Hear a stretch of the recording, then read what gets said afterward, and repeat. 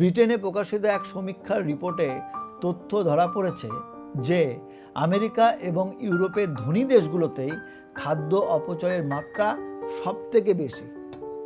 এসব দেশে মানুষ যে খাদ্য কেনেন তার অর্ধেকই তারা না খেয়ে ফেলে দেন।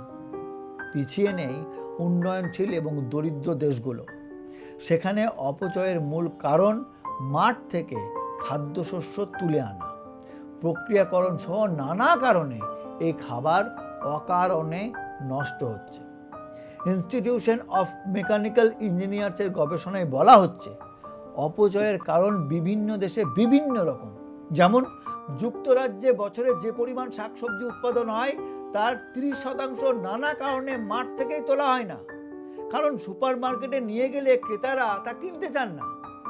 ইউরোপ ও আমেরিকার দেশগুলোতে ক্রেতারা বছরে যত খাবার কেনেন তার অর্ধেকই তারা ফেলে দেন।